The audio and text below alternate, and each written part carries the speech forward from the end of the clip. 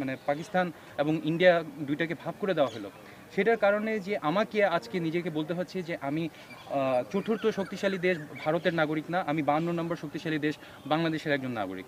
আমি চাই যে এই যে দুইটা দেশ আছে, মানে বাংলাদেশ এবং ইন্ডিয়া, তো এই দুইটার মাঝখানে যে প্রাচীরটা আছে ওটা ভেঙে দেওয়া হোক। ঠিক সেরকমই ইস্ট বার্লিন এবং ওয়েস্ট বার্লিনের যেরকম দেওয়ালটা ভেঙে দেওয়া হয়েছে। এবং আমি এটা মানে মানে যেহেতু আমরা ভারতবর্ষের একটা অংশ ছিলাম, তা আমি চাই যে আমাদের যে মানে বাংলাদেশ মানে ভারতের কন্যা, সে যেন তার মায়ের সাথে আবার মিশে যায়। ধন্যবাদ। আচ্ছা, আপনি পেশায় কি? আমি আসলে একজন আইটি ইঞ্জিনিয়ার, কিন্তু এই যে ইসলামের অনুসারী মুসলিম জিহাদিদের এগেনস্টে লিখতে লিখতে এখন আমার এমন অবস্থা হয়ে গেছে, না আমি আমার বাবা মার সাথে থাকতে পারলাম না, আমি আমার ছেলে সন্তানের মানে ছেলে এবং আমার স্ত্রী এদের সাথে থাকতে পারলাম, মানে আমার পালিয়ে পালিয়ে বেরোতে হচ্ছে। এবং রিসেন্টলি এই যে জিএমবি যে সংগঠনটা আছে, মানে ইসলামের অনুসারী মুসলিম জিহাদিদের যে সংগঠন, তা এই সংগঠনের মানে একদম টপ লিস্টে আমার নামটা আছে।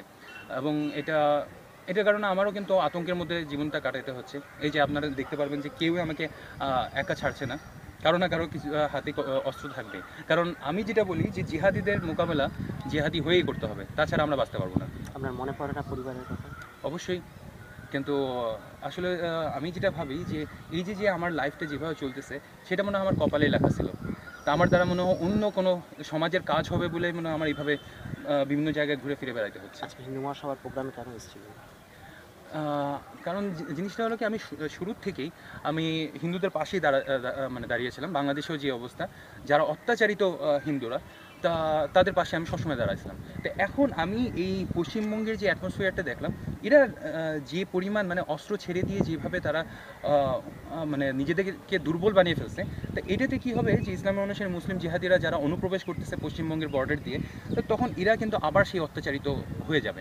তো এরা যেন অত্যাচারিত না হয়, তা আমি ওদের যে এক্সপিরিয়েন্সটা আছে, আমি যেভাবে ওদেরকে দেখছি, ওদের ফিলোসফিটা আমি খুব ভালো করেই জানি, যে কারণে আমি এদেরকে সচেতন করতে আসছিলাম। এবং এরা যেন সেই জেহাদিদের মতোই নিজেদের হাতে অস্ত্রটা তুলে নেয়, যেরকম কারণ আইনের সহায়তা তো পরে নিতে হয়।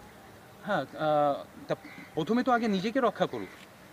আগে নিজেকে যদি রক্ষা না করতে পারে, তাহলে কোনো লাশ কিন্তু কারো এগেনস্টে কমপ্লেন করতে পারে না। আগে নিজেকে প্রোটেক্ট করে নিক, তারপরে যাই সে কমপ্লেনটা করুক যে আমার উপর হামলাটা হতে আসছে।